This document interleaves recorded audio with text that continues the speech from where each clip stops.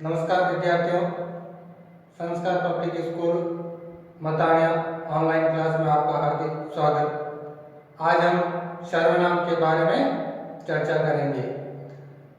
देखिए छात्रों, सबसे पहले सर्वनाम का अर्थ, फिर उसकी परिभाषा और फिर उसके भेद, उसके बारे में हम अध्ययन करेंगे।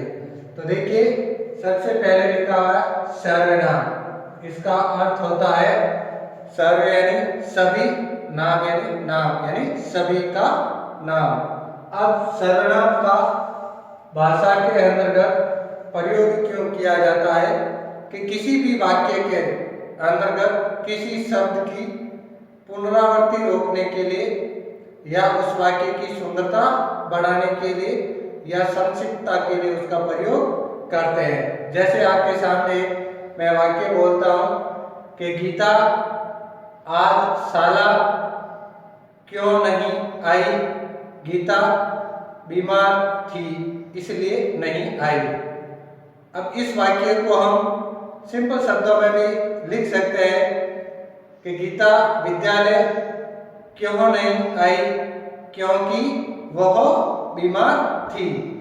इसी तरह दूसरा सेंटेंस या वाक्य और लेते हैं, जैसे मोहन विद्यालय से घर गया।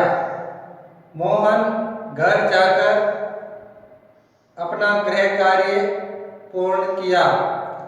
मोहन गृह कार्य पूर्ण कर के मोहन ने खाना खाया। अब इस वाक्य के अंतर्गत मोहन मोहन 3-4 बार आवर्तित हुआ है, तो उसको हम सिंपल से शब्दों के अंदर भी व्यक्त कर सकते हैं। जैसे मोहन घर से विद्यालय आया या मोहन विद्यालय से घर गया। वह घर जाकर अपना गृह कार्य पूरा किया और उसने खाना खाया। तो इस तरह हम मोहन की आवृत्ति को रोकने के लिए उसके स्थान पर वह या उसका प्रयोग किया, ये सर्वनाम कहलाते हैं। तो अब सबसे पहले हम देखते हैं इसकी परिभाषा कि संज्ञा अथवा नाम के स्थान पर प्रयुक्त होने वाले शब्दों को सर्वनाम कहते हैं। सिंपल भाषा में हम ये भी कह सकते हैं कि संज्ञा के स्थान पर काम आने वाले या प्रयोग आने वाले शब्दों को हम सर्वनाम कहते हैं। आगे समझ में। अब हम आगे पढ़ते हैं सर्वनाम के भेद। तो सर्वनाम के 6 भेद है। कितने भेद है? 6 भेद है। यानी सर्वनाम को हम 6 प्रकार से बांट सकते हैं। और जैसे सबसे पहले आता है पुरुषवाचक सर्वनाम, फिर है निश्चयवाचक सर्वनाम, फिर है अनिश्चयवाचक सर्वनाम, फिर है प्रश्नवाचक सर्वनाम, और फिर है संबंधवाचक सर्वनाम, और फिर है नीचवाचक सर्वनाम। तो आज हम सबसे पहले प्रश्नवाचक सर्वनाम के बारे में अध्ययन करेंगे कि नहीं, पुरुषवाचक सर्वनाम के बारे में अध्ययन करेंगे कि इसकी क्या परिभाषा होती है और इसके कितने भेद है। तो देखिए, पुरुषवाचक सर्वनाम। तो पुरुषवाचक सर्वनाम किसे कहते हैं? यानी जिन सर्वनाम शब्दों का प्रयोग, कौन से शब्दों का? यानी वे संज्ञा शब्द जिनका प्रयोग व्यक्ति अपने स्वयं के लिए करता है या सुनने वाले के लिए करता है या किसी अन्य व्यक्ति के लिए जिन शब्दों का प्रयोग करता है, वो कौन सा वाचक होता है? सर्वनाम, पुरुषवाचक सर्वनाम होता है। जैसे मैं, वह या यह या तुम। तो ये जो शब्दों का प्रयोग आएगा वो किसके अंतर्गत आएगा? पुरुषवाचक सर्वनाम के अंतर्गत आएगा। अब हम इसकी पुरुषवाचक सर्वनाम की परिभाषा देखते हैं कि जिस सर्वनाम का प्रयोग कोई व्यक्ति अपने यानी स्वयं के लिए या सुनने वाले या किसी अन्य के लिए करता है। तो ये चीज मैंने आपको बताई थी कि अपने स्वयं के लिए या जो कोई व्यक्ति सुन रहा है उसके लिए या कोई दूसरा व्यक्ति है उसके लिए उसका प्रयोग करता है, तो तो उसे हम पुरुषवाचक सर्वनाम कहते हैं। जैसे मैं, तुम या वह, तो ये सारे के सारे किसके अंतर्गत आएंगे? पुरुषवाचक सर्वनाम के अंतर्गत आएंगे। जैसे मैं घर जा रहा हूं, तो मैं घर जा रहा हूं, इसके अंतर्गत देखिए ये मैं क्या है? पुरुषवाचक सर्वनाम है, यानी अपने स्वयं के लिए। या वह खाना खा रहा है, मतलब किसी अन्य व्यक्ति के लिए संकेत कर रहे हैं जो दूर बैठा है और उसके बारे में कह रहे हैं कि वह खाना खा रहा है। या फिर है तुम पढ़ रहे हो, यानी ये किसके लिए कर रहे हैं? सुनने वाले व्यक्ति के लिए इसका प्रयोग करते हैं। किसका? तुम का। ये तुम भी सर्वनाम पुरुषवाचक है, मैं भी पुरुषवाचक सर्वनाम है, और वह भी क्या है? पुरुषवाचक सर्वनाम है।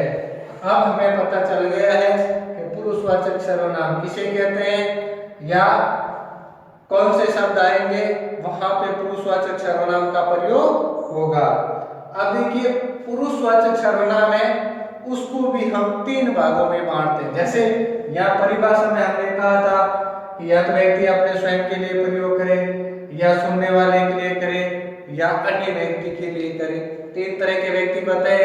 तो ये जो उन शब्दों के इन शब्दों के आधार पर ही हम पुरुषवाचक सर्वनाम को 3 भागों में बांटते हैं। सबसे पहला है उत्तम पुरुष। कौन सा है? उत्तम पुरुष। फिर आता है मध्यम पुरुष, और फिर आता है अन्य पुरुष। ये है अन्य पुरुष। तो ये जो वाक्य है प्रकार है उत्तम पुरुष, मध्य पुरुष और अन्य पुरुष। सबसे पहले देखिए उत्तम पुरुष। उत्तम पुरुष कौन होता है?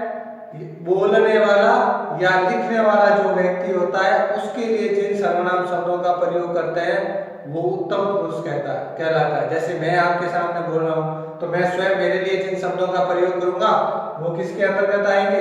उत्तम पुरुष के अंतर्गत आएंगे। जैसे हम भारतीय हैं तो इस तरह के जैसे शब्द उत्तम पुरुष बोलने लिखने वाले के लिए प्रयुक्त होता है, उत्तम पुरुष कहते हैं। जैसे मैं, हम, मेरा, हमारा या हमें। तो ये जो देखिए इसका एग्जाम्पल है, जैसे हम भारतीय हैं तो हम क्या है?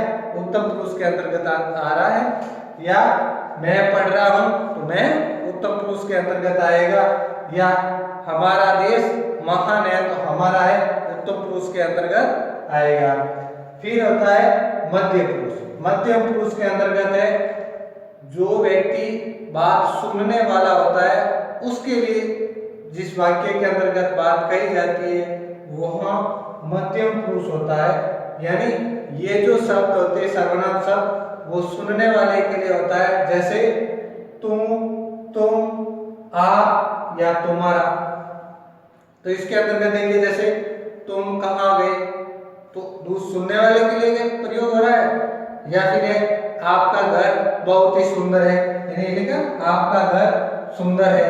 तो सुंदर का मतलब आप, यानी वो आपके सामने खड़ा है व्यक्ति और आपसे उससे क्या कर रहे हो? आप बातचीत कर रहे हो। तो वहां पे है मध्य पुरुष का प्रयोग होगा।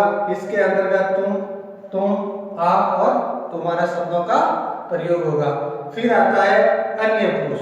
अन्य पुरुष जो व्यक्ति है हमारी बात सुन नहीं सकता है, हम उस दूसरे व्यक्ति को उसके बारे में बता रहे होते हैं। तो ये है अन्य व्यक्ति के बारे में बात कही जाती है, वहां अन्य पुरुष होता है। अन्य व्यक्ति के बारे में बात कही जाती है तो वहां अन्य पुरुष होता है। जैसे उसका घर बहुत सुंदर है, उसका मतलब किसी दूसरे के बारे में बता रहे हैं।